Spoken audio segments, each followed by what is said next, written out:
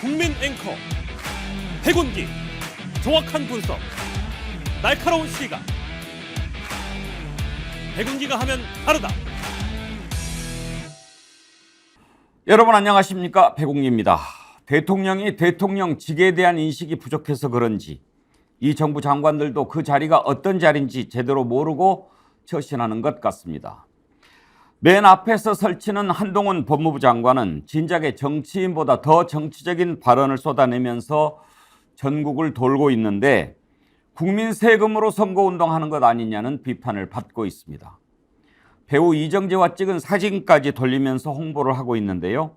더 이상 뜸 들이지 말고 출마 선언하는 게 맞습니다. 원희룡 국토교통부 장관도 이뇨한 혁신위원장을 만나서 당내 문제를 논의했는데요. 우리나라 공직선거법 9조에는 공무원의 정치적 중립 의무를 엄연하게 규정하고 있습니다. 법이라도 지켰으면 합니다. 참 딱한 정부입니다. 생방송 백운기의 정치본색 출발합니다. 여러분 안녕하십니까? 백운기입니다. 박진영의 마키아벨리 왁자지껄 시작하겠습니다. 끝판 토론, 저는 장윤미입니다.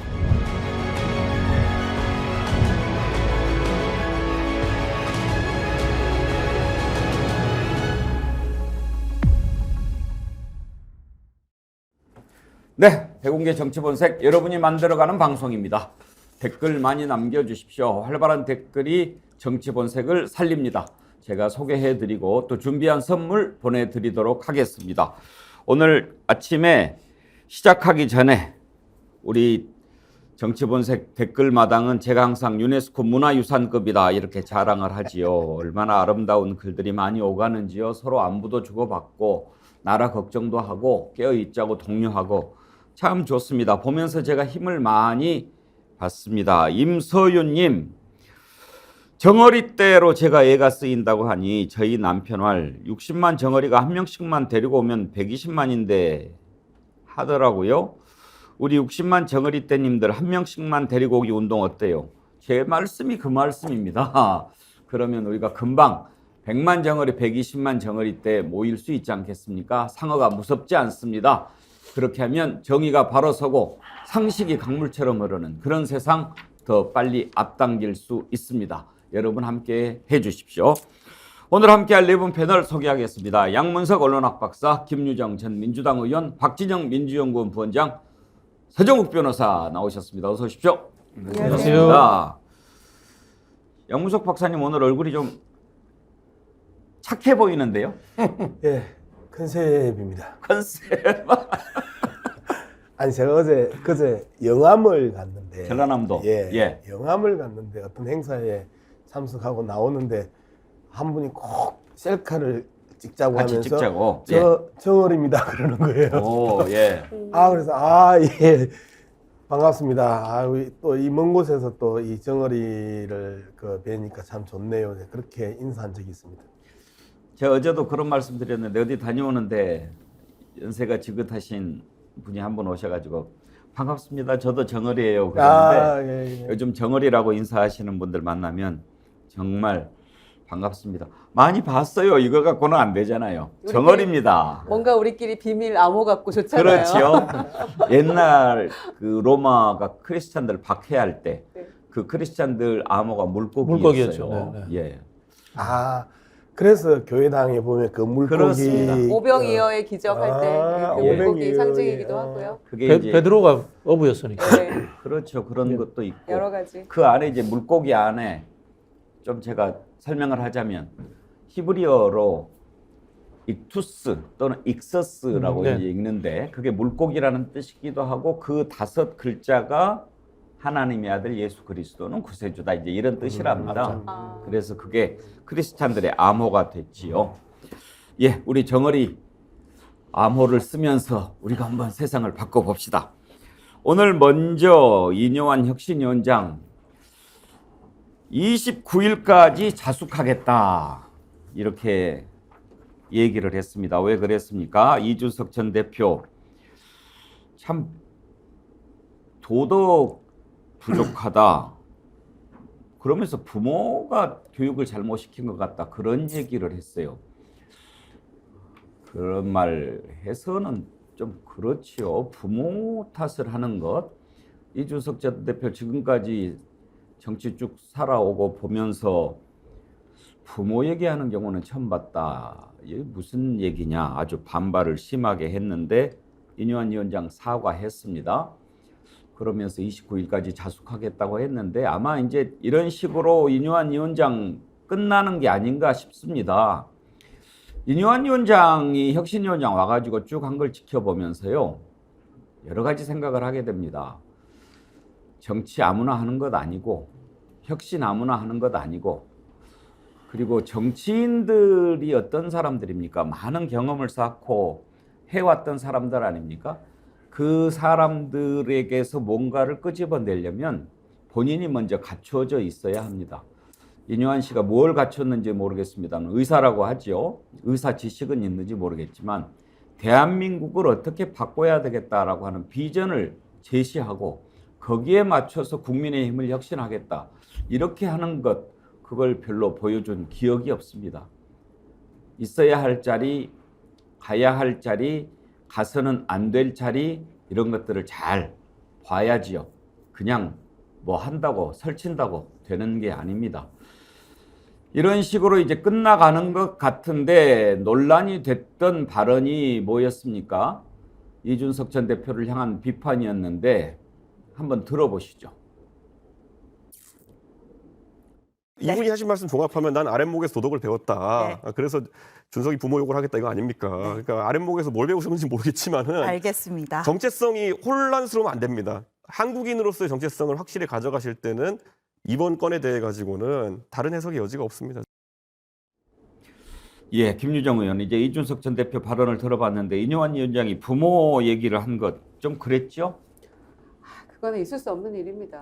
더군다나 집권 여당의 당대표를 했던 사람이잖아요. 적어도 이준석 전 대표가. 그리고 이제 가장 흔하게 너 몇 살이야인데 나이를 떠나서 인정할 건 인정해줘야 되고 존중해야 되는 그런 그 서로 인격체죠. 그런데 부산 가서 미스터 린턴으로 시작하는 그 대화에 크게 뭐 화내거나 별다른 반응 없이 그냥 민망한 표정으로 자리를 떠나는 그런 모습을 우리가 이제 목도를 했었는데 정말 뒤끝 길구나 그런 생각이 먼저 들었고요. 특히나 도덕 없다라는 그런 표현은 정말 이건 완전히 인격살인 같은 건데 그것도 문제지만 그것도 또 부모에게 잘못을 돌리고 부모 잘못이다. 그러면서 또 그 마무리하는 거는 다 끌어놔야 된다. 도대체 인요한 위원장이 하고자 하는 말이 무엇인지 잘 모르겠더라고요. 그래서 결국에는 말이 너무 많으면 사고가 나기 마련인데요. 인요한 위원장이 처음에 화려하게 주목받고 시작했다가 결국에는 본인의 새치허로 결국 혁신위가 성과 없이 막을 내리게 되는 거 아닌가 싶습니다. 저런 실언을 떠나서 인요한 위원장이 국민의힘 혁신위원장 와서 한 것 박진영 부원장 보시기에 뭐가 있는 것 같습니까? 글쎄요, 뭐 중진들 험지 출마하라 이야기를 했는데 결국은 그게 성과를 못 내면 그냥 혼란만 가중시키는 거예요. 좀 그런 느낌이 들고요. 제가 이제 인요한 위원장 처음 임명됐을 때 파란 눈의 윤석열이다. 제가 그 말씀을 드렸는데요. 사과하는 걸로 봐서는 윤석열 대통령보다는 나은 것 같아요. 제일 잘한 일이 그거 같아요. 예, 사과한 거. 사과한 것 예. 같은데. 사과 참 보기 힘들잖아요. 그렇죠. 우리 예. 정치권에서 사과 잘 안 하는데 사과하는 거는 잘하신 거다라는 그런 생각이 드는데 저는 이제 이런 설화들 나올 때마다 늘 그 생각이 들어요. 바이든 날리면 이 XX 저 XX. 대통령이 그런 설화에 휩쓰이는데 뭐 여당의 혁신위원장이든 야당의 국회의원이든 거기에 대해서 우리가 크게 비판할 수 있을까요? 뭐 이런 생각도 들고요. 이걸 또 정치적으로 해석하자면은 제가 보기에는 이제 인요한 위원장이 이준석을 끌어안는 것은 포기했다. 도덕, 버르장머리 뭐 이 정도 이야기하면은 갈 때까지 간 거거든요. 이솝우화에 이런 이야기가 나옵니다. 꼭대기에 있는 포도를 따먹으려고 계속 점프해도 못 먹는 거예요. 못 먹게 되니까 어떻게 이야기합니까? 저 포도는 신포도라서 먹어봐야 맛이 없다. 그렇게 이야기를 하거든요. 이준석 대표를 품어서 총선까지 갈 수 없으니까 이제는 이준석은 도덕적으로 결함이 있는 사람, 그리고 가정교육도 잘못된 사람, 이런 식으로 매도해서 저는 보수 진영 내에서 이제는 쳐내려고 한다라고 이렇게 해석을 했습니다. 그러니까 양문석 박사 이제 정치인들이 어떤 사람들입니까? 이제 특히 국회의원들이 우리가 흔히 하는 말로 국회의원 배지 나야롱뽕으로 따는 거 아니다 이렇게 얘기하는데 이뇨한 혁신위원장이 딱 왔을 때 국민의힘에서 중진이라든지 정치인들이 이제 딱 볼 거 아닙니까? 그래 한번 보자. 그랬다가 이제 허점이 많이 보이잖아요. 뭘 이렇게 내놓는데 씨알도 안 먹히고 이제 맨 처음에 주호영 의원이 나는 대구 안 떠난다. 장제원 의원 버스 동원해.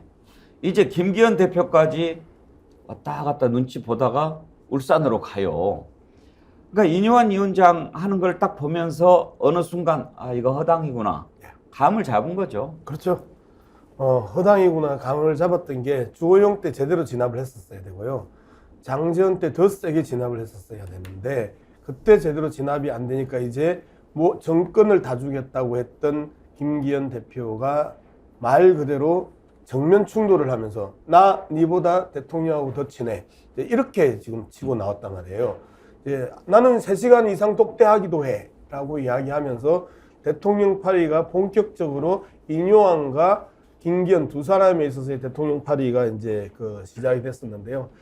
이뇨한 혁신위원장의 말실수 이야기하는데 가장 최악의 발언을 한 겁니다. 패륜적 발언을 한 거잖아요.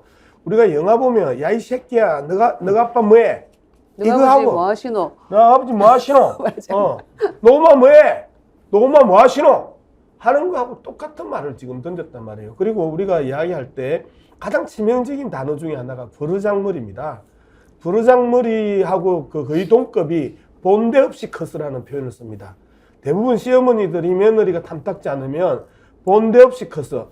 보고 배운 것 없이 큰 가정교육 못 받은 며느리를 공격할 때 시어머니들이 많이 쓰고 그러한 것들이 문학 작품에 이제 많이 나오는데요. 본데 없이 컸으나 버르장머리 없이 이런 표현들은 말 그대로 정치 영역에 있어서 성인과 성인의 영역에 있어서 어른과 어른들의 영역에 있어서 안 되는 그 발언이거든요. 그런 측면에서 보면 인요한 참 버르장머리 없이 말을 했다. 그리고 본데 없이 말했다. 라고 비판받아도 똑같다. 할 말 없다. 그렇게 생각하고요. 인요한은 저 발언 하나로 자신의 화려한 정치 대비로 초라한 정치의 종말을 맞았던 것입니다. 어떻게 보면 개인적으로는 혁신위원장을 맡아서 국민의힘에 생기를 불어넣고 그 성공을 발판으로 서대문 출마까지 노렸던 것 같은데 그것도 이제 좀 어렵게 되지 않았나 싶습니다. 양문석 박사. 예, 이제 본인의 정치적 꿈은 이제 다 날아갔잖아요. 그리고 정치 역량에 있어서 가장 심각했던 문제는요. 혁신위에서 의논되고 내부적으로 의결된 내용을 뱉어냈을 때는 상당히 힘이 실렸을 겁니다. 그런데 계속해서 임기응변적으로 그 다음에 나오는 대로 토해내면서 스스로의 정치적 생명도 자기 목을 쳤다. 예. 영남 중진 불출마하거나 수도권 험지로 나가라 이렇게 강하게 압박을 했고 이게 내 뜻이 아니고 용산 뜻이야 라고 하면서 그런 뜻을 받았다라고까지 압박을 했는데 중진들이 보여준 행동은 완전히 반대였지요. 거기에 이제 이준석 전 대표를 향한 실언까지 겹치면서 이뇨한 위원장이 사면 초과에 빠졌는데 서정국 변호사 일단 김기현 대표가 울산으로 내려가서 했던 발언들은 혁신위원장 보라고 한 것 그거 아니겠습니까? 그렇죠.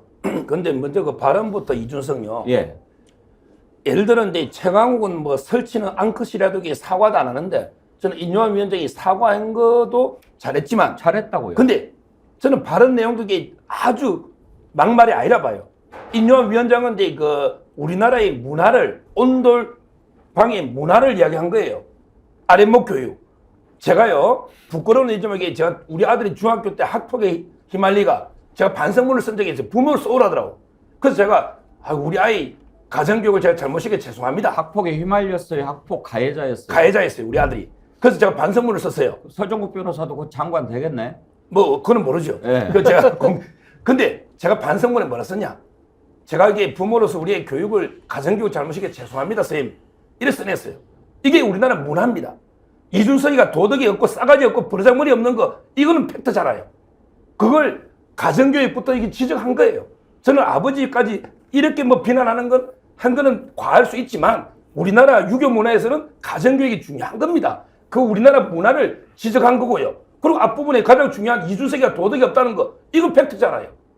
이거 팩트 아닙니까? 그게 어떻게 팩트? 저는 그렇게 생각합니다. 왜? 그거는 서정욱 변호사의 예, 대부분의 아마 우파 견해지. 국민들이 많이 그렇게 생각하고 있어요. 서정욱 변호사는 제발 좀 그 본인의 논리가 상식에 맞는지를 점검을 해주시면 좋겠어요. 예. 팩트가 뭡니까?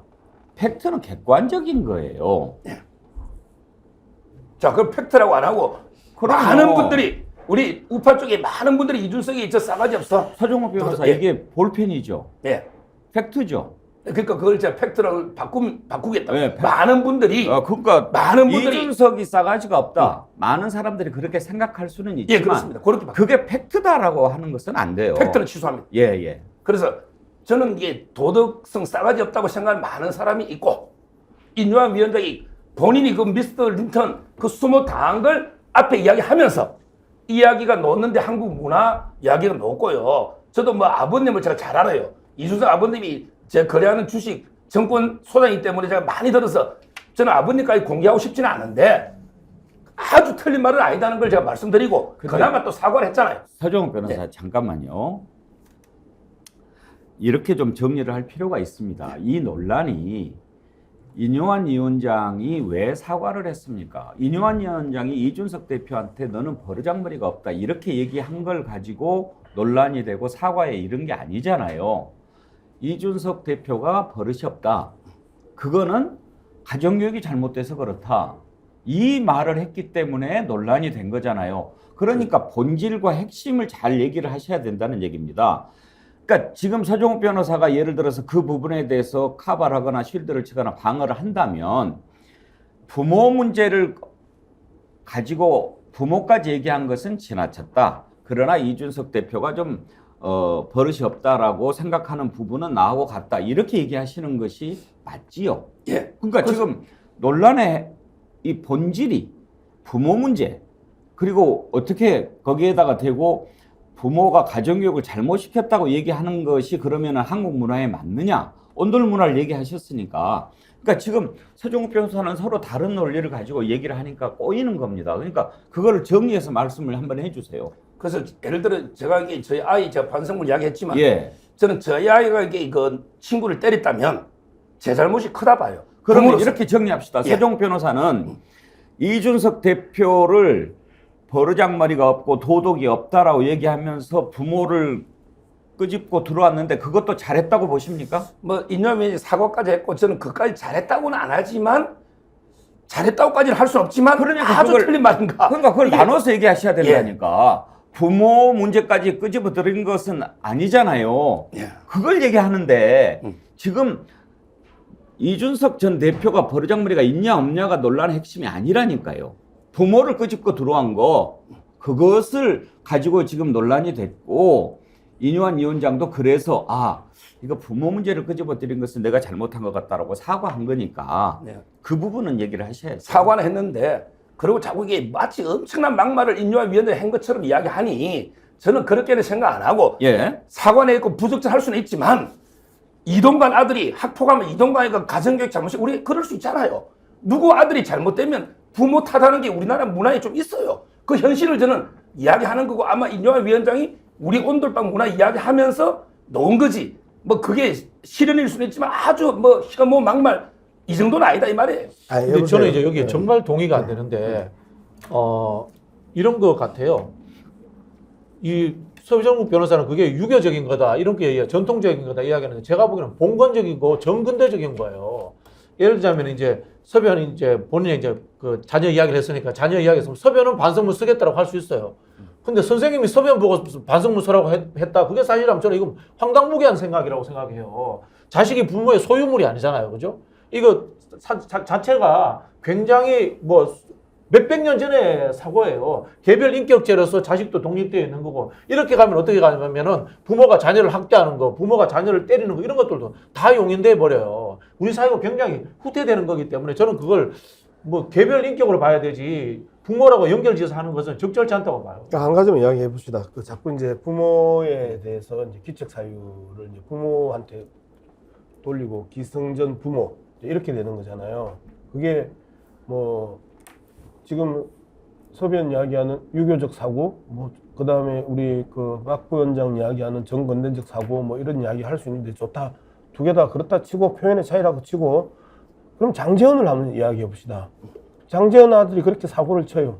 그러면 아빠의 책임이잖아요. 저 이따 봐요. 그죠? 아빠의 있다. 책임이죠. 있다. 그러면 거기에 대해서 국힘당에서는 정확하게 징계했어야죠. 자, 이 정도 수준에 있어서 혁신위원장이 부모에 대한 책임을 물으려고 그러면 장제헌은 국회의원 하면 안 돼요. 그리고 거의 구속감이에요. 저 정도 그 발언이면 이준석의 부모님에 대해서 이야기를 하면 장제헌은 거의 구속감이야. 이런 부분에 대해서 우리가 형평성을 가지고 공정함을 가져야 돼. 누구를 때릴 때 나의 주변에 있어서 놓치고 공격하지 않았던 영역들, 그럼에도 불구하고 그 사람에 대해서 공격할 수 있는 자신의 의지가 있는지 없는지 이런 부분들도 따져봐야 되거든요. 자, 자식 때문에 날아가는 사람들이 있죠. 정몽준, 그죠? 그 다음에 양병필. 예. 그런데 끝까지 자식 때문에 또 버티고 있는 사람이 있죠. 이동관, 그죠? 이런 사람, 장제헌이나 이동관은 이준석 부모님에 대해서 저렇게 물을 거면 이동관과 장제헌은 구속감이야. 이런 부분에 대해서도 우리가 균형 있게 좀 살펴보자고 이제 하면 조금 얼마나 정리를 잘못된 하죠. 이야기인지 이야기하는 거죠. 만약에 맨 처음에 우리 서정욱 변호사가 발언을 시작할 때 나는 인요한 위원장이 사과할 이유가 없다고 본다. 이렇게 발언을 시작을 하셨으면 논리적으로 맞습니다. 사과한 것은 잘했는데 그것은 이해가 간다. 이렇게 지금 이야기를 하다 보니까 이제 꼬인 건데요. 저도 몇 차례 방송에서 이준석 대표가 싸가지가 좀 없다 이런 이야기 한 적이 있어요. 이준석 대표에 대해서 그런 생각을 갖는 분들이 적지 않아요. 그런데 저는 언젠가부터는 생각을 조금 바꿨어요. 정치를 하는 사람한테 우리가 그런 생각을 하는 것도 적절한가 하는 것도 있지만 세대가 다르지 않습니까? 우리가 너무 꼰대적인 시각으로 젊은 사람들을 재단하고 보려고 했던 건 아닌가 하는 생각이 어느 순간 들었어요. 왜 저걸 싸가지 없다고 보는가? 어떻게 보면 그 세대가 배웠던 교육, 살아가는 방식, 그리고 또 여러 가지 문화가 조금 달라지면서 자기 의견을 거침없이 얘기하는 것에 부담이 없는 세대들인데 우리는 좀 눈치 보고 이 말을 해도 괜찮을까 하면서 자랐잖아요. 그 다름을 좀 어느 정도 이제 이해하면서 제가 더 이상 뭐 그런 표현 쓰지 않습니다. 근데 그렇게 생각하는 사람이 많을 수는 있어요. 그러면 이번에 인요한 위원장이 저는 인요한 위원장 면전에서 영어로 얘기했던 것을 나름 의미를 부여를 한다니까요. 그러나 이제 그렇게 하자니 인요한 위원장이 부담이 돼서 자꾸 그걸 공격하는데 그걸 계속 공격하려면 프레임을 이준석 전 대표가 버릇이 없다 해서 끝냈으면 오히려 먹혔을 거예요. 근데 거기에다 대고 준석이는 도덕이 없다. 그것은 준석이 잘못이 아니라 부모 잘못이 큰 것 같다. 이렇게 얘기를 했단 말이에요. 두 가지입니다. 어찌됐든 나이가 이제 40이 됐는데 그리고 국민의힘의 대표를 지냈는데 자기하고 뭐 별로 친한 것 같지도 않은데 준석이 공개상에서 이렇게 얘기하는 것 그게 과연 올바른 것인가 하는 것 하나 부모 잘못이 큰 것 같다. 이 부분에서 이제 많은 사람들이 그것은 좀 이렇게 생각했던 거 아닙니까? 국민의힘 내부에서도 비판이 나왔고요. 그래서 사과를 했는데 이제 사과를 한 것으로 이 문제는 일단락이 됐습니다만 오늘 우리가 짚어보려고 하는 것은 인요한 혁신위원장이 국민의힘을 혁신시키겠다고 왔는데 지금까지 해놓은 것들이 별로 없고 결국은 자기가 했던 말에 올가미가 걸려서 그걸 그만두게 됐으니 이제 국민의힘은 앞으로 어떻게 될까? 여기에 초점을 맞추기 위해서 서정욱 변호사한테 질문을 그런데도 김기현 대표가 왜 울산으로 갔을까요? 라고 던진 겁니다. 근데 예, 이제 다른 그 말씀을 답을 먼저 하겠습니다. 하시니까 예. 많이 돌아왔습니다만 예. 다시 시작합시다. 예, 그 답을 예. 하겠습니다. 저는 인류한 위원장이 방향이 틀렸다고 생각 안 합니다. 왜냐하면 이게 1호 안건 대사면이 있었고요. 그 다음에 이제 2호가 험지 출마가 있고, 그 다음에 그 국회의원 특검 폐지가 있고, 그 다음에 청년을 비례를 절반 공천하시오. 이런 데 여러 가지 혁신안을 내놨어요. 이게 저는 큰 방향이 다 옳다 봅니다. 그렇다면 누가 잘못했냐? 이게 바로 김기현, 장제원, 권성동 이런 자들이 잘못한 거예요. 저는 그래 봐요. 이걸 왜 인류한 위원장을 욕합니까? 그 인류한 위원장이 말이 틀렸습니까? 끝까지 버티는 김기현이가 항명하는 거예요. 대통령한테도 어떻게 보면 저는 인류한에 뭐 윤 대통령이 꼭 불법으로 개입한다는 뜻이 아니고 우리가 윤심을 유추할 수 있고 용산의 마음을 아마 이게 김기현 희생해라 불출마해라는 게 저는 인류한의 주장도 윤심에 실려 있다고 봅니다. 불법 개입 여부를 떠나서 그렇다면 지금 이게 이제 답을 할 차례는 김기현, 장제원 의원들이 내 불출마하겠다 이렇게 답을 해야 되고 아마 저는 끝까지 못 버틸 거예요. 그래 할 거로 봐요. 왜냐하면 인류한 위원장이 무너지면 김기현 체제 그냥 무너집니다. 운명 공동체. 그러면은 인요한 위원장 더 지속할 것 같습니까? 그렇죠. 저는 인류한 위원장 체제가 무너지면 김기현 체제 바로 무너진다니까요. 그 비난이 다 김기현한테 가는 거예요.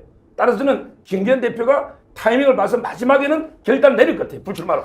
아무튼 이제 지금 박진영 부원장 우리가 구도를 봤을 때 힘겨루기를 하고 있는 거 아닙니까? 인요한 위원장이 내 뒤에 용산이 있어. 내 말을 잘 들어. 이렇게 하는데 그 말을 맨 앞에서 들어야 될 윤핵관 또 김기현 대표가 나 그렇게 못해 라고 지금 가잖아요. 이 힘겨루기에서 누가 이길 것 같습니까? 저는 12월 27일 날 마지막 날인데요. 도이치모터스 특검이 올라가 봐야 한다고 봅니다. 그렇게 됐을 때 윤석열 대통령이 만약에 거부권을 행사한다. 그리고 국민적인 여론이 극단적인 상황까지 치닫게 된다. 그렇다면 국민의힘 내부에 내용이 생길 수 있거든요. 국민의힘 내부에서도 김웅 의원 같은 경우에 특검 받아야 된다 이런 이야기 하지 않습니까? 그런 이야기에 있어서 갈라지는 상황이 생긴다면은 이 지금 윤핵관들이라든가 김기현 대표 같은 분들은 그 상황에서 어느 쪽으로 여론이 쏠리는가 그리고 의원들의 수가 어디로 움직이는가 그런 것들을 보면서 눈치를 보면서 저는 행동할 거다 그렇게 보여집니다. 그래서 저는 이준석 대표가 12월 27일 날 창당하겠다 이야기를 했다라고 저는 그렇게 해석합니다. 김유정 의원 전망은 어떻습니까? 일단은 김기현 대표는 전혀 물러날 생각이 없는 것 같아요. 내 지역구 내가 내 맘대로 가겠다는데 무슨 딴소리냐 이제 이렇게까지 얘기하는 걸 보면은 전혀 들을 생각이 없는 것 같고요.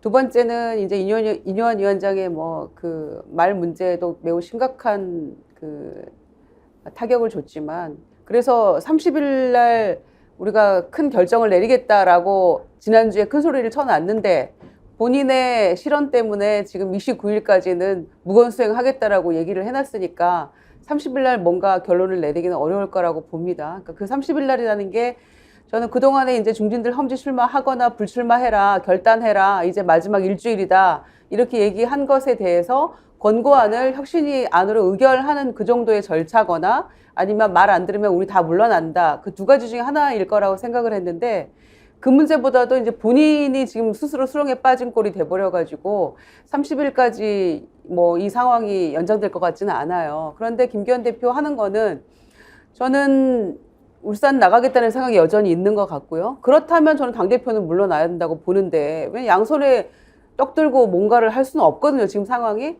그런데 지금 딱 내놓은 게 당무감사 결과잖아요.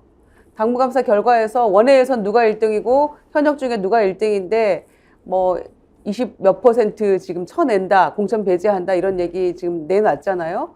이제 그걸로써 어떤 의미에서는 혁신위가 내놓은 그런 제안이나 공고보다 더한 그 해결책이 될 수도 있다고 생각해요. 김기현 대표 그 체제에서 이거 봐 이렇게 내놓은 거죠. 20몇 %면은 사실은 대부분이 다 영남권 의원들이에요. 수도권 몇 명 안 되기 때문에. 그래서 그게 아마 용산에 주는 시그널일 수도 있다고 생각하고요. 이 안을 가지고 오히려 혁신위보다 이게 더한 그 중진을 물러나게 하는 해결책이 될 수도 있다. 이런 안으로 던진 거일 수도 있고요. 그래서 어찌됐건 지난주에 우리가 얘기했던 김장년대 시즌2는 어찌어찌 이어갈 거라는 생각이 듭니다. 양문석 박사 전망까지 들어보죠. 예, 어쨌든 밀고는 가겠죠. 그런데 그 인요한 혁신위 자체가 갖고 있는 기본적인 공신력 자체를 상실했기 때문에 발표는 하되 큰 파장은 없을 거다. 그리고 갈등과 내분만 키울 거다. 이게 현재 상황이고요. 그리고 30일이 먼 날이 아닙니다. 모레입니다. 인요한이 발언을 이틀 정도 쉬고 이제 모레 이제 이야기를 하는 건데 모레 나올 내용들의 실 내용과 상관없이 당내 갈등만 크게 키우는 불쏘시개 역할만 할 것이다. 저는 그렇게 봅니다. 예, 자 인요한 혁신위원회가 어떻게 끝이 날지 한번 지켜보도록 하지요. 부산이대인님, 인요한은 몸은 헤비급, 행동은 플라이급입니다. 그런 글 주셨고요. 에녹 아이디 쓰신 분이 속보, 자녀 학폭 고백으로 서종욱 변호사 차기 법무부 장관으로 급부상.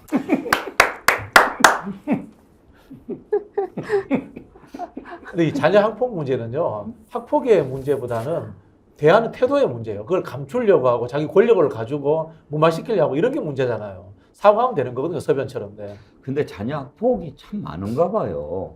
어릴 때 안 싸우는 사람 어디 있습니까? 다 좀 싸웠어. 저도 어릴 때 많이 학폭이 싸우고 많아진 거예요. 학폭을 대응하는 태도가 변화가 생긴 요즘 거예요. 이게 전부 외아들이고 이렇게 워낙 귀하다 보니까 부모들이 많이 관심을 가지고 이러다 보니까 옛날에도 있었는데 그게 관심이 커진 거죠. 귀하게 키우니까. 예, 좀 달라진 거죠, 세상이. 예.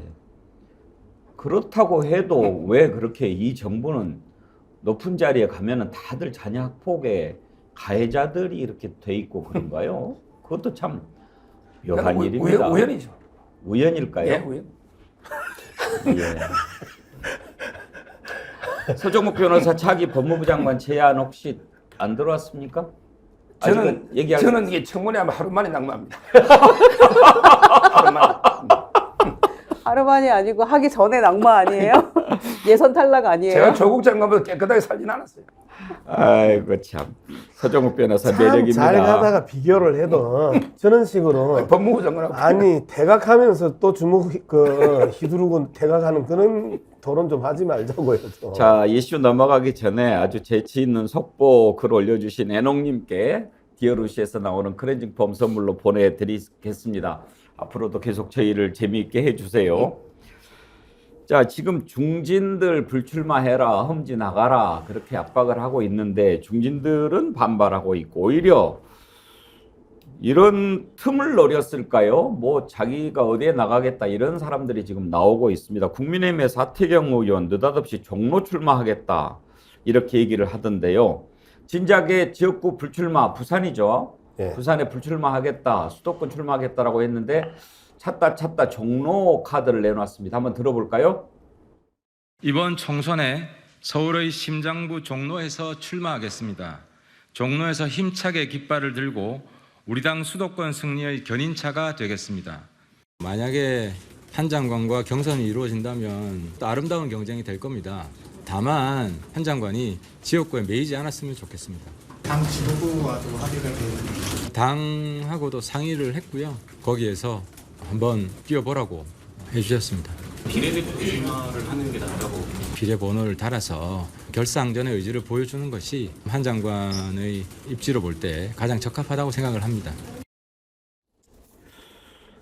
당하고도 상의를 했다라고 합니다만 대변인은 좀 다른 얘기를 하더군요. 윤희석 대변인 얘기를 들어볼까요?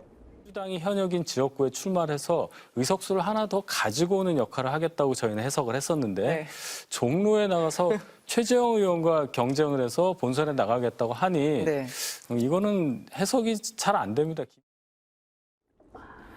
저 문제를 한번 해석을 해볼까요? 일단 박진영 부원장 보시기에 하태경 의원이 네. 종로 나갈래 한 이유 뭐라고 보십니까?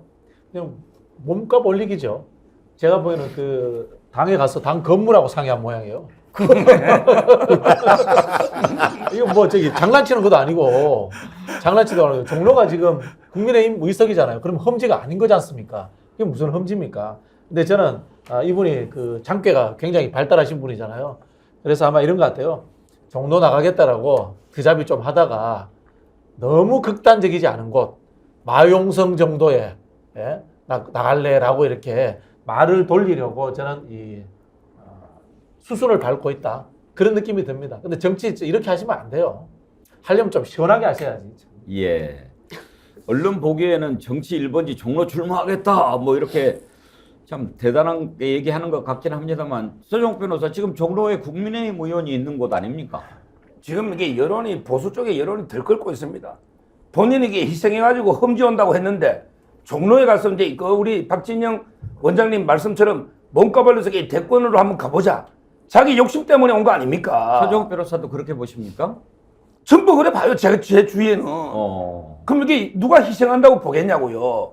저는 처음 올라올 때 최소한 이게 마포에 가서 정청래 정도는 잡아야 안 되겠나. 이게 일반적인 생각이었어요. 마포을에 가서 정청래가 최고위원이니 그 정도 잡아오면 한석 우리가 이게 없고 한석 뺏는 거 아니에요. 그 다음에 정청래가 수석 최고위원 아닙니까? 이렇게 생각했단 말이에요. 근데 갑자기 종로 이게 말이 안 되고 특히 오늘요 하태경 뭐라 했냐면 아니 한동훈이가 나면 험지고 내가 나면 험지가 아니냐. 아니 제가 한동훈 장관이 종로 나가라 했죠. 근데 그게 험지라가 나가라 한 게 아니에요. 종로 중구 합쳐지면 정치 1번지로서 바람을 일으켜달라. 한동훈 장관이 나서서 이겨요.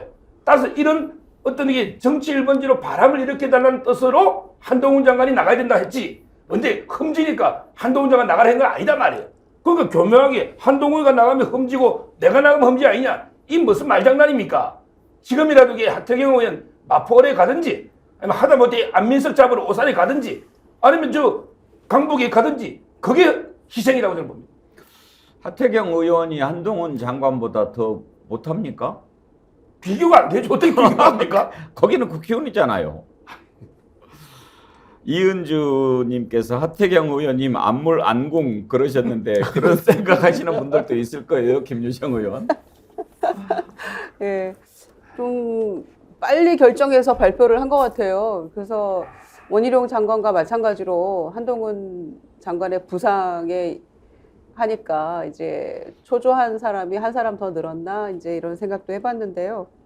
연말 전국의 예산이니 뭐니 이제 이런 거 특검이니 다 탄핵 이 굉장히 큰 이슈들이 있기 때문에 본인이 그 이슈에 묻힐까봐 지금 종로 이러면서 미리 선제적으로 하긴 한 것 같은데 또 한편 생각하면 이렇습니다. 다음번에 종로가 그대로 국민의힘이 갑니까? 그거 생각하면 나름대로 하태경 의원은 계산했던 거라고 볼 수도 있어요. 지금 최재형 의원이 현역이라고 합니다만은 이제 대표적인 비윤이라고 할 수 있죠. 그래서 본인이 결국에는 험지 간다더니 이제 비윤 쳐내냐 이렇게 비판을 들을 수도 있겠습니다만은 종로라는 상징성이 있기 때문에 여기는 이제 매번 그 국민의힘이 이기는 것도 아니고 야당이 패권을 가진 것도 아니고 약간 엎치락뒤치락 했던 곳이기도 하죠. 그간 최근에는 이제 민주당이 많이 또 이기기도 했습니다만 그래서 나름 종로라는 상징성 가지고 뭐 우리가 다음번에 이긴다는 보장 없다. 그러니 내가 나가겠다. 뭐 이렇게 계산한 걸 수도 있겠죠. 어찌됐거나 이 11월 중순 이후 연말 전국에서 굉장히 큰 이슈들이 많은데 본인이 부산 안 나가겠다고 결단했는데 본인 이슈가 자꾸만 묻히고 있으니까 나름 계산해서 발표했다는 생각이 드네요. 양문석 박사 세 분 말씀 들어보면 하태경 의원 종로 출마 선언 그렇게 뭐 좋은 카드가 아닌 것 같은데요. 아니 나는 그런데 그 진짜 그 잔머리의 대가 하태경 의원이 왜 종로를 던졌을까 진짜 고민을 해봤어요. 예. 당장 튀어나온 이야기가 홍준표 같은 경우는 주사파가 갈 때가 아니다. 얼마나 국힘을 위해서 헌신적으로 노력한 하태경인데 아직도 주사파 꼬리표를 받으면서 주사파가 갈 곳이 아니다라고 일단 때렸어요. 윤핵한 호소인 하태경이 비윤한테도 친윤한테도 완전히 그 왕따를 당하는 서글픈 현실을 여러분은 보는 건데요. 그러면 왜 하태경이 종로를 던졌을까? 언뜻 생각해보면 하태경 입장에 있어서 갈 곳이 없었던 거예요. 이 정청래하고 넣어봐도 안 돼. 강북에 웬만한 데 다 안 돼. 강남은 줄 가능성이 없어.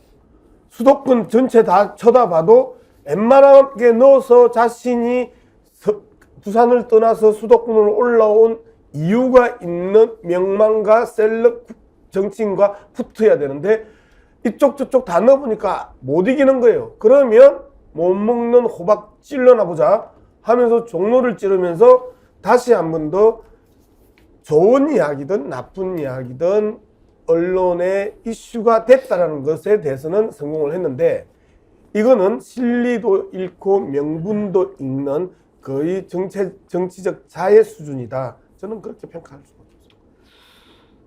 아마 그 내부 말씀을 쭉 들으면서 제가 생각했던 게, 하태경 의원이 자기를 내려놓는다고 보는 것 같이 보이지 않는다, 이런 말씀인 것 같아요. 그러니까 적어도 나 지역구 부산을 버리고 수도권 와서 험지 출마하겠다라고 했을 때 뭔가 자기를 내려놓는 모습, 이런 거를 좀 보여주겠거니 했는데, 종로 얘기가 하니까 조금 뜬금없기도 하고, 저게 본인 내려놓는 것인가, 이렇게 고개를 갸우뚱하시는 것 같아요. 국민의힘에서 하태경 의원이 종로 출마 선언했는데, 오늘 아침에 지금 민주당의 이탄희 의원도 자신 지역구인 용인정에 불출마하고 험지로 가겠다, 이렇게 얘기를 했습니다. 이탄희 의원은 청문회라든지 국정감사에서 상당히 좀 돋보이는 발언을 많이 했던 의원으로 알고 있는데, 왜 이런 결심을 했을까요? 일단 발언을 먼저 들어볼까요? 다음 총선에서 저의 용인정 지역구에 불출마하겠습니다. 당의 결단을 위해서라면 그곳이 어디이든 당이 가라 하는 곳으로 가겠습니다. 우리 당이 고전하는 험지 어디든 가겠습니다. 동료 의원 여러분, 당원 동지 여러분, 국민들은 우리 민주당에 본질적인 질문을 하고 계십니다. 민주당은 국민과의 약속과 눈앞의 이익 중에서 무엇을 선택하는 정당인가? 기득권을 내려놓는 정당인가? 기득권에 안주하는 정당인가? 우리 당의 본질을 지킵시다. 당장의 이익보다 대의와 가치를 선택하는 김대중, 노무현 정신으로 돌아갑시다. 그것이 우리의 역사이고 전통입니다. 저부터 내려놓고 초심으로 돌아가겠습니다. 김유정 의원, 지금 이탄희 의원 발언을 쭉 들어보면 뭐 이렇게 당을 살리기 위해서 험지 출마하겠다, 이런 것보다는 초심으로 돌아가야 된다, 기득권을 내려놓아야 된다, 그런 얘기를 하는데, 지금 이탄희 의원이 그동안에 연동형 비례제도 비판을 많이 했지요. 예. 그것 때문인가요? 연동형 비례제 비판이 아니고요. 병립형으로 회귀하면 안 된다. 연동형 비례선거제를 사수하자는 거죠. 네네네. 예. 사수하자는 거고, 예. 뭐 민영배 의원 포함해서 뭐 이렇게 한 40여 명 의원들이 또 원칙 지키자, 이렇게 또 주장도 하고 있죠. 또 무엇보다 이재명 대표의 대선 공약이기도 했고요. 이제 그게 김대중 대통령, 노무현 대통령이 지역구도 타파하자, 또 다당제 가야 한다, 독일형 비례대표제 도입해야 된다라고 이제 두 분이 주장하셨던 그 뜻을 이어받자 이제 그런 취지인 것 같은데요. 당내에서 이제 그런 얘기들이 좀 있었던 것 같아요. 다 좋은데 이제 사실 선거 목전에 두고 명분과 실리 싸움에서 고뇌할 수밖에 없잖아요. 당도 그렇고 의원 개개인도 그렇고. 그런데 용인정 굉장히 좋은 지역구 아니냐. 표창원 의원 지역구였잖아요. 거기가 굉장히 이제 민주당 사실상 텃밭이라고 할 수 있는데, 편한데 그 문제 없는 곳에 출마하면서 그런 얘기 하냐라는 이제 일부의 비판도 있었던 것 같아요. 그래서 본인이 이거를 내가 정치적 뭐 다 걸고 지키겠다, 이 원칙을 좀 지킵시다, 이런 얘기를 쭉 해왔었는데, 이제 저렇게 그 현재 지역구의 불출마 선언까지 이어질지는 몰랐어요. 더군다나 당이 이제 그런 방향으로 만약에 국민의힘이 주장하는 과거로 돌아가는 병립형 비례대표제 이렇게 그쪽으로 간다면 저는 직을 걸겠습니다도 아니고 선제적으로 이걸 내려놓는 거를 한 셈인데, 이후에 이제 어떤 험지에 어디에 가서 국민의힘 누구랑 이 겨루게 될지도 궁금한 대목이고요. 두 번째는 뭐 여러 가지 정치적 해석을 뭐 나올 수도 있겠습니다만은, 일단은 굉장히 사실 무난하고 어렵지 않게 재선 가도를 갈 수 있는 현재의 상황을 저렇게 버릴 수 있다는 것도 쉬운 결론은 아니었다는 점에서 일단 본인이 관철하고자 하는 그 부분의 정치적 명분에 있어서는 일정 부분 저는 존중하는 면이 있습니다. 이탄희 의원이 영인정 지역구 불출마하겠다라고 하는 것에 대해서 반응이 많이 갈리네요. 아직 아니다, 사랑합니다, 진정성 응원합니다, 사탄이 맛 제대로네, 뭐 비난하는 거 정신 차려라. 제가 한마디. 예, 저, 말씀하세요. 저는 이게 하태경보다 이탄희가 더 황당한 게요. 예, 용인정이 따뜻한 데니까 민주당 버리고 더 험지로 보내달라는 거 아니에요. 이탄희 주장이. 그렇죠? 이탄희 의원이라고. 예, 의원 주장이 예. 더 내려 험지로 보내달라. 용인정을 버리고 이 말이잖아요. 근데 우리 그 국민의힘에서는요, 어떻게 전략을 보느냐면 강남이 텃밭이고. 국민의힘 당원이세요? 당원 아니에요. 근데 국민의힘의 전략을 잡아요. 우리 국민의힘이라고 그래요. 예, 뭐 저 보수 편을 넣어서. 예. 근데 강남이 있고요. 그 밑에 전략적인 분당이 있어요. 갑을. 그 밑에 용인정이 있어요. 수지입니다. 부자 동네예요. 이 말은 국민의힘이 상당히 해볼 만한 지역이다. 용인은 시장이 이상일입니다. 이상일. 그러니까 제가 보기에 이탄희는 용인정이 부담스러운 거예요. 지역구 관리를 제대로 못했잖아요. 그러니까 거기에 떨어질 것 같으니까 저는 딴 데로 옮기려 한다. 이렇게밖에 생각이 안 되는 게. 안 될 것 같으니까. 자, 그러면 이게 용인정보다 험지가 어디 있느냐? 이탄희 의원 보고 강남 서초로 가라면 갈까요? 강남 서초는 용인보다 험지 맞아요. 이탄희 의원 입장에서는. 자, 강남 서초로 가라면 갈까요? 아니면 저 대구 경북 가라면 갈까요? 부산 경남 가라면 갈까요? 이거 외에는 용인정보다 험지가 없어요. 이탄희의 고향이 전라도 강진입니다. 나 용인정 버리고 험지 갈 테니까 전라도 보내달라. 이러면 되겠습니까? 저는 이런 의도로밖에 안 보여요. 서변, 예, 저는 어디로 더 험지로 가려는지 그것부터 밝혀보라는 거죠. 서변의 해석은 하태경 수준의 아주 작은 꼼수고요. 뭐 제가 봤을 때 그런 건 아니고, 저는 이제 뭐 이탄희 의원이 좀 취해 있다 이런 느낌이 들어요. 취해 있다. 취해 있다는 느낌 드는 게, 이 고시 출신 판검사들은 정치가 좀 우스운 것 같아요. 보니까 내가 시험도 잘 치고 공부도 잘했으니까 뭐 그런 생각이 들고, 선거구제 문제를 가지고 자기 정치 생명을 걸겠다는 거잖아요. 근데 이게 얼토당치 않아요. 우리 김유정 의원님도 살짝 이제 착각을 하셨는데, 대선 때 이재명 대표의 공약은 연동형이 아니고 중대선거구제였습니다. 중대선거구제였다라는 제가 먼저 말씀을 드리고요. 선거구제라고 하는 것은 게임의 룰이기 때문에요, 옳고 그름이나 선악이 존재하지 않습니다. 선악이 존재하지 않습니다. 게임의 룰일 뿐입니다. 그 당시에 적합한 제도가 있고 완벽하게 좋은 제도는 없다라는 것이 정치학하는 전공자들이 합의된 겁니다. 훌륭한 제도도 없습니다. 여야가 합의가 가능한 제도가 가장 현실적인 제도다라고 이야기를 합니다. 그리고 그 시대적 과제를 해결하는 건 됩니다. 예를 들면 지역주의 해체를 위해서 중대선거구제를 하자라고 이재명 후보는 대선 때 이야기를 했던 거고요. 그러면 지금의 시대 정신은 무엇인가라고 봐야 됩니다.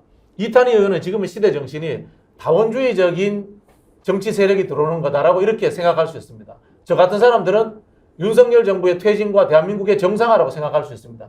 거기에 따라서 정당은 전략적 선택을 하면 되는 겁니다.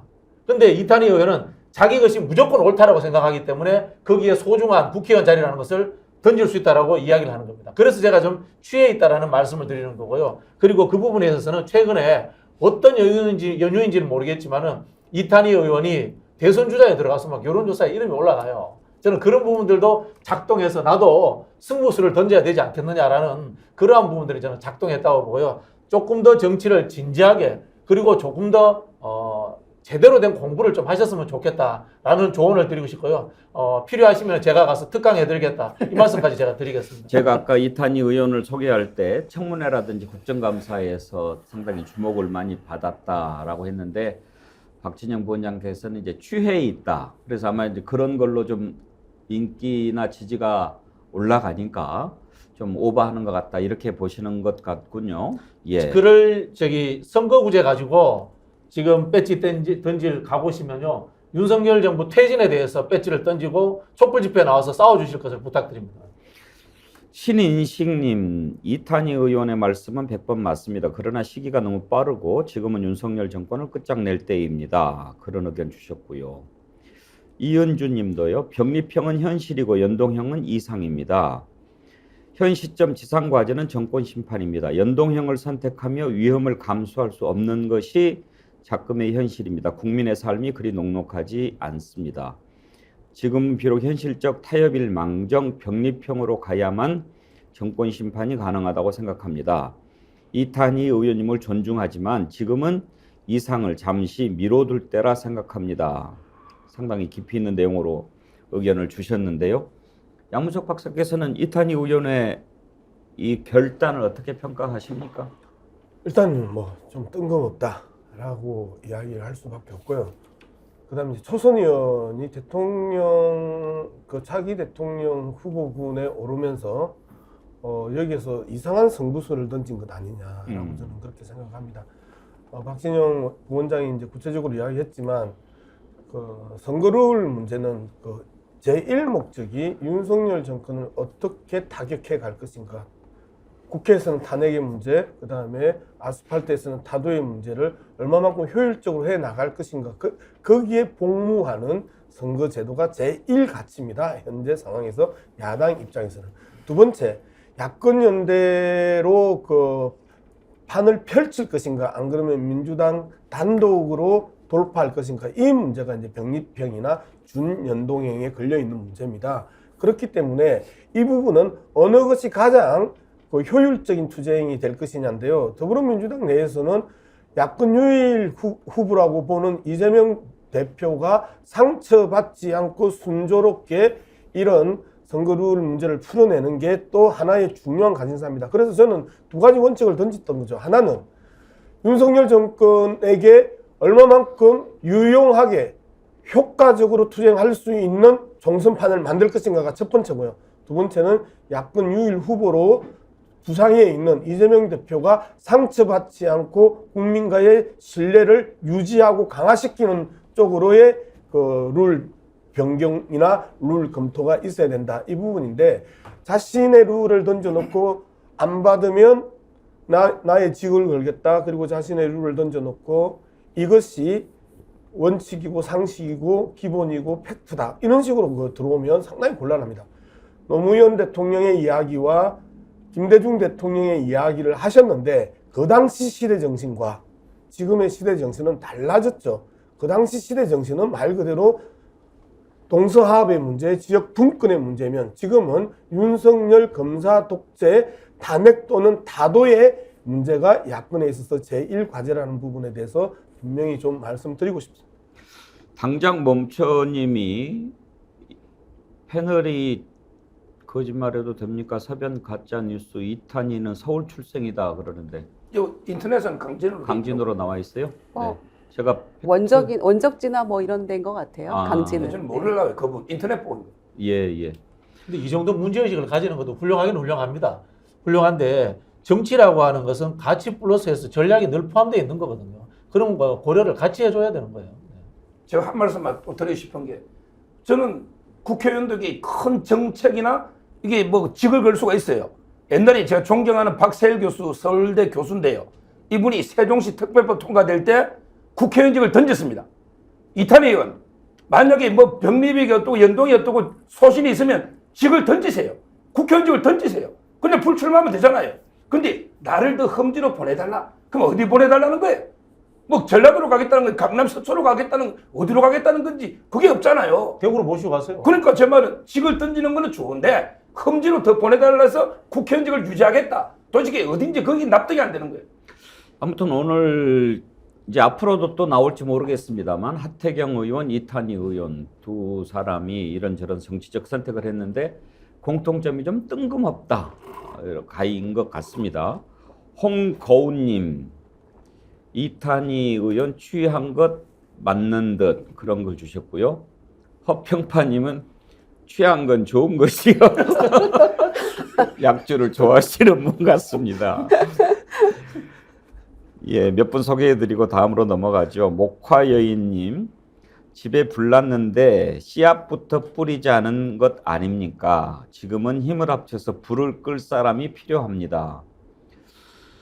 정확하게 지적을 해주신 것 같네요. 나채덕님, 너무 몰아세우지 맙시다. 배워가도록 잘 가르쳐 주세요. 고영마님, 지금은 분탕질로 보입니다. 정신 차리세요. 예. 목화여인님 비유가 아주 적절한 것 같습니다. 집에 불 났는데 씨앗부터 뿌리자는 것 아니냐. 그래요. 일에 선우가 있는 거죠. 목화여인님께 디어루시에서 나오는 클렌징 폼 보내드리도록 하겠습니다. 다음으로 넘어갈 부분, 제가 오늘 오프닝에서 지적을 했는데요. 지금 이 정부의 장관 가운데 특히 한동훈 법무부 장관, 원희룡 국토부 장관의 행보 처신이 좀 논란이 되고 있습니다. 한동훈 장관 하는 것은 진작에 정치인을 넘어섰죠. 전국 돌아다니면서 사인하고 사진 찍고, 유명한 배우 만나서 사진 찍은 거 고등학교 앨범 사진까지 이렇게 돌리면서 홍보를 하고 있는데, 문제는 발언입니다. 발언이 너무 좀 지나치지 않나요? 이게 민주주의다 멍청아, 여기에 빗대서 이게 민주당이다 멍청아, 이런 표현, 그건 좀 제가 봐도 과하게 들리는데, 원래 좀 아까 이준석 싸가지 얘기했는데 한동훈 장관도 발언하는 게 좀 싸가지가 없는 게 참 많지요. 그래서 제가 요즘 세대들이 좀 다르다 이렇게 생각한다니까요. 격조를 찾아볼 수가 없어요.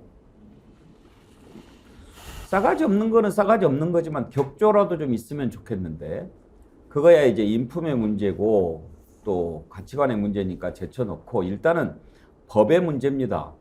공직선거법 9조에 공무원의 정치적 중립 의무가 명시가 되어 있습니다. 한동훈 장관은 검사는 아니지만 특히 그 공직선거법 9조 2항에 보면 검사나 경찰 공무원이 정치적 중립 의무를 위반했을 때는 곧바로 수사에 착수하여야 한다, 이렇게 강제 규정까지 만들어 놓았습니다. 그 정도로 공무원의 정치적 중립 의무를 매우 중요하게 생각하고 있는 것이죠. 그런데 지금 하고 있는 것 누가 봐도 그 중립 의무를 위반한 것처럼 보입니다. 원희룡 장관은 정치인이라고 하지만 그래도 지금 장관직에 있지 않습니까? 인요한 혁신위원장 만나서 당내 문제 발언하고, 이거 적절합니까?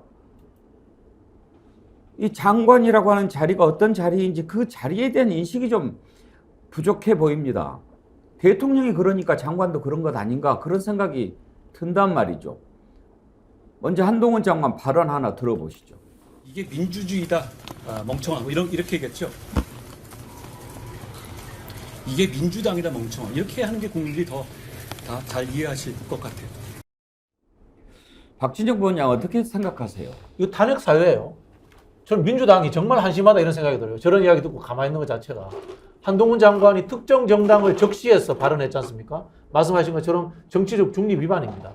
그리고 원희룡 장관이 당에 와가지고 본인의 출마를 공개적으로 상의하는 것도 정치적 중립 위반입니다. 전부 다. 노무현 대통령이 탄핵됐을 때 열린우리당이 잘 됐으면 좋겠다 해서 이렇게 탄핵이 됐습니다. 물론 탄핵은 기각됐습니다만은 노무현 대통령 발언이 헌법재판소에서 문제가 있다고 이야기했습니다. 분명히 선거법에 위반 소지가 있다고 했습니다. 다만 대통령이라는 직의 문제를 걸 만큼 경중의 문제에서는 중요하지 않다, 이렇게 이야기했던 거거든요. 지금 한동훈 장관이라든가 원희룡 장관은 선출된 사람들이 아니고 임명된 사람들입니다. 임명된 공직자가 이 정도 이야기했다면은 저는 무조건 탄핵해야 된다 이런 생각이 들고요. 그렇게 해야만이 상권분립 정신이 지켜지고 그 다음에 국민의 대표인 국회가 제대로 행정부를 견제하고 감시할 수 있는 권능을 인정받게 되는 것이다, 그런 생각이 듭니다. 양문석 박사 의견을 먼저 들어볼까요? 서정욱 변호사 의견을 먼저 들어볼까요? 그 서정욱 변호사 이야기를 들어야 또 그 그럴 것 같죠? 예, 그러면 서정욱 변호사 말씀 먼저 들어봅시다. 일단 노무현 대통령 발언을 너무 압축한 것 같아요. 그때 열린우리당이 일당이 됐으면 좋겠고, 그를 위해서 내가 할 수 있는 합법적인 범위 내에서 모든 수단을 다하겠다, 이게 정확한 워딩이에요. 따라서 저는 아마 이게 이 정도 가지고 한동훈, 원희룡을 탄핵할 것 같으면 저는 노무현 대통령 발언보다 약하다고 보고요. 그 다음에 두 번째, 저는 기본적으로 이 법을 좀 개정해야 됩니다.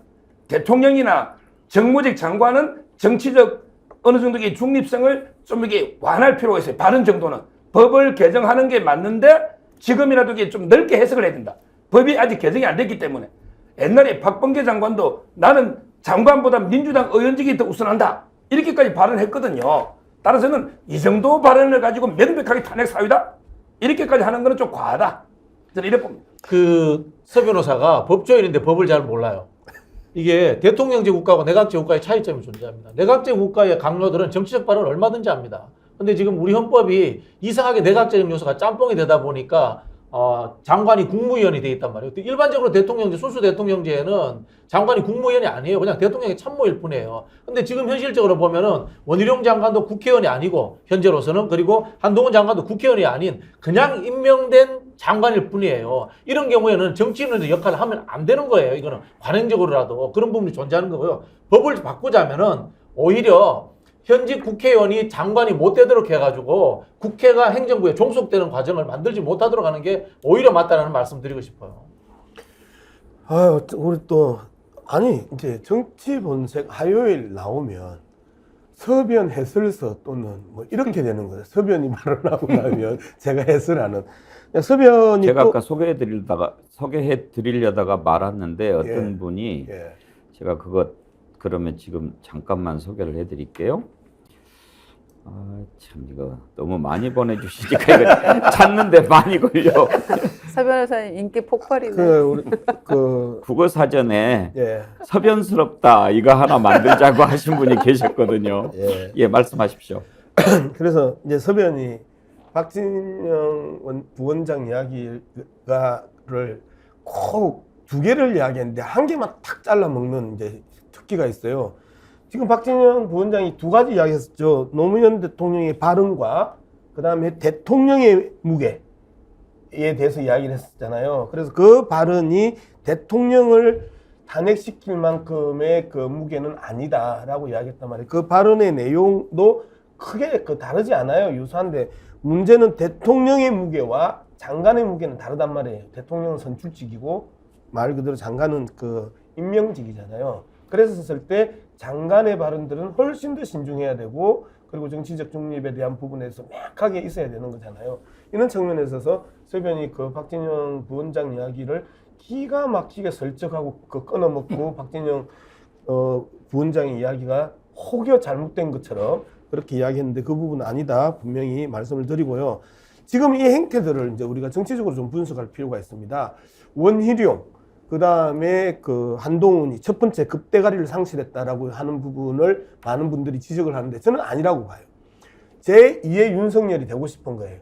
윤석열이 대통령까지 가는 데 있어서는 계속해서 공격을 받으면서 몸집을 키웠고 공격을 받으면서 자신의 정치적 비중을 키워갔던 이 모습들을 보면서 한동훈이 민주당이야 멍청아라고 이야기를 하면서 나를 탄핵시켜달라. 그래서 나의 정치적 비중과 몸집을 키워달라 하고 계속해서 민주당에게 호소하고 있다. 나는 그렇게 보는 거예요.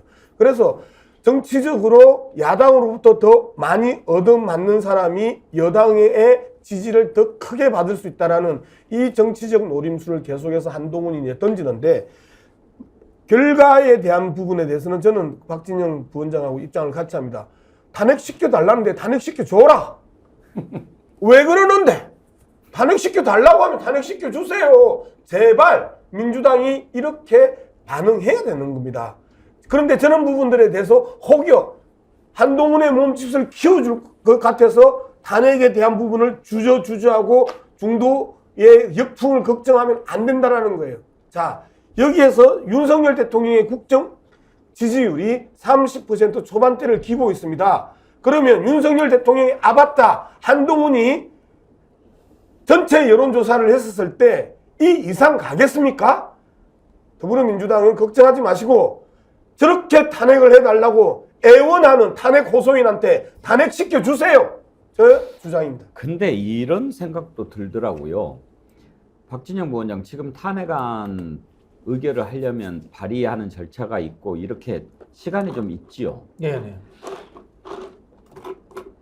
한동훈 장관이 저렇게 하는 게 한동훈 장관은 대통령하고 직통으로 통할 것 같아요. 그렇죠. 네. 그러니까 막 저렇게 하다가 탄핵안을 발의하면 곧바로 그냥 사표 내고 수리해줘 버리고 이런 식으로 돼버리니까 만약 그렇지 않고 정말 그런 식으로 할 거야 해서 이게 일사천리로 당일날 본회의 열어서 그날 아침에 발의해가지고 딱 통과해버리면 네네. 제대로 걸릴 것 같은데 그렇게 못하잖아요. 아니 근데 우리가 이제 법을 잘못 이해하고 계시는데요. 탄핵 때에도 총선에 출마할 수 있습니다. 정무직 공무원은. 황운하 의원이 그런 식으로 이제 출마가 가능했고 탄핵이 돼도 예, 탄핵 때는 탄핵이라는 것이 우리가 잘못 이해하는 게 탄핵 그러니까 범죄를 짓는다라고 착각을 하는데 그냥 자리에서 해임되는 거거든요. 아니 직무가 정지가 되죠. 직무가 해임되는 거기 때문에 네. 아니 해임이 아니라니까. 그렇죠. 예. 그래서 이제 피선거권이 살아 있습니다. 네. 그래서 얼마든지 출마할 수 있다. 출마는 할 수 예, 있다. 출마할 수 있다. 다만 저는- 장관직을 수행을 못하게 하는 거죠. 그 말씀을 드리고 싶고요. 저는 이제 제가 이제 민주당 정당 소속이니까 우리 예. 민주당 지지자들께 이 말씀 꼭 한번 드리고 싶어요. 문재인 정부 때 비서실장이 나와가지고 그 당시 야당의 국회의원들하고 싸웁니다. 그 정말 잘못한 겁니다. 문재인 정부 때 장관들이 국민의힘 국회의원들하고 싸우는 거 잘하다고 우리 칭찬했죠. 그거 정말 잘못한 겁니다. 문재인 정부 때 검찰총장을 민주당 국회의원들이 편들었잖아요. 그래서 이 모양 이 꼴 된 거 아닙니까? 제가 그래서 원칙을 이야기하는 건데요. 장관이라든가 대통령의 참모로서 존재하는 사람은 국회의원이 어떤 엉터리 이야기를 하든 때로는 야당 의원들이 말도 안 되는 이야기를 하더라도 한없이 낮은 자세로 들어야 되는 것이 삼권분립의 정신인 겁니다. 그거는. 왜냐면요. 국회의원은 국민의 대표이고 그 다음에 장관이라든가 참모들은 단순히 임명된 참모이기 때문에 그런 겁니다. 이게 민주주의의 원칙입니다. 그래서 이것을 우리가 잘못 해석했기 때문에 똑같이 되받아서 이런 상황에 오게 됐다는 것에 대해서 우리 스스로 한번 되돌아봐야 됩니다. 근데 저는 이게 법 해석을 좀 달리하는 게요. 탄핵을 하면요. 사표 수리를 못하게 돼 있습니다. 사표 수리를. 따라서 저는 탄핵하면 이게 출마가 어렵다. 이렇게 저는 해석을 하고요. 다만 이제 이런 건 있죠. 탄핵 의결이 보고되잖아요. 그러면 이제 24시간부터 72시간 내에 표결합니다. 그 24시간이 지나야 돼요. 그때 한동훈 장관이 사표 내고 수리해버리면 끝나는 거 아닙니까? 그러니까. 닭 쫓던 게 지붕 쳐다보는 거죠? 그렇죠. 그래서 저는 못하는 거지 저는 탄핵이 의결되고 나면 사표 수리 안 되면 출마는 어려울 겁니다. 그러니까 다른 장관처럼 뭐 대통령하고 한 라인이 없으면 어렵겠지만 우리가 예상하기에 왜 저렇게 큰 소리 빵빵 치지? 바로 그냥 뭐 해결이 될 것 같아요. 김주정 의원 아마 그런 것도 좀 깔려 있을 것 같아요. 그렇죠. 지금 한동훈 장관의 행보가 대통령의 용인 없이 이게 가능한 겁니까? 누가 봐도 이거는 이미 정치인으로서 그쪽 편에 서서 맹활약을 하고 있는 거잖아요, 지금. 그리고 한 라인이 한 개만 있습니까? 적어도 복수로 존재할 것 같은데요. 그러니까 나는 뒷배가 든든하다 이런 생각하고 있는 것이고, 그러니까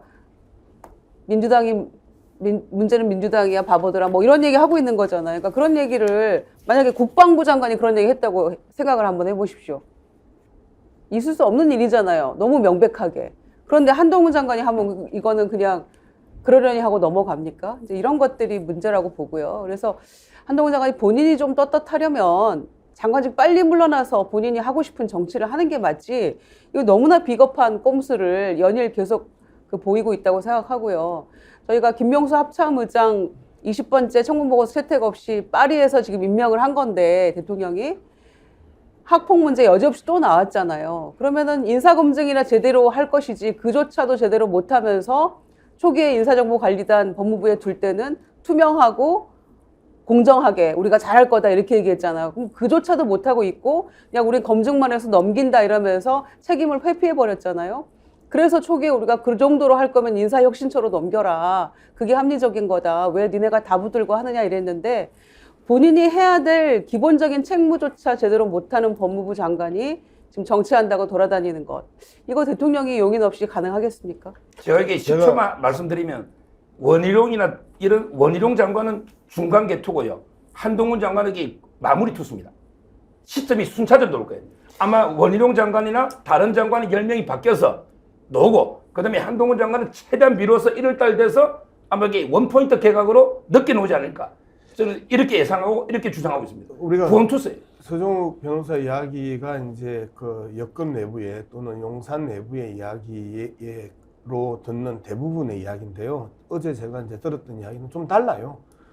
대통령이 한동훈 장관에게 던졌던 원 미션 딱 한 개만 줬다는 거 아니에요? 이재명을 구속시키라. 그랬는데 이재명을 구속시키지 못하면서 용산의 신뢰도가 급격하게 떨어졌다라는 부분을 제가 어제도 다시 이제 들었었는데 이 부분에 대해서 한 라인인지 아닌지 부분에 대해서는 좀 고민을 할 필요가 있고요. 두 번째 더 심각한 거는 우리가 언어와 단어에 있어서의 정도 차이가 있잖아요. 경제가 문제야 바보야. 라고 이야기하는 거고, 경제가 문제야 멍청아 라고 이야기하는 거고, 경제가 문제야 야 이 돌대가리들아 라고 이야기하는 거는 전혀 이 내용의 강도와 폭이 다르는 거거든요. 그런데 바보야까지는 정치적 언어로 미국에서 선거에서 썼기 때문에 용인이 되는데, 바보야보다 훨씬 더 강도가 높은 멍청아까지 온 부분에 대해서는 이거는 선을 넘었다고 보는 겁니다.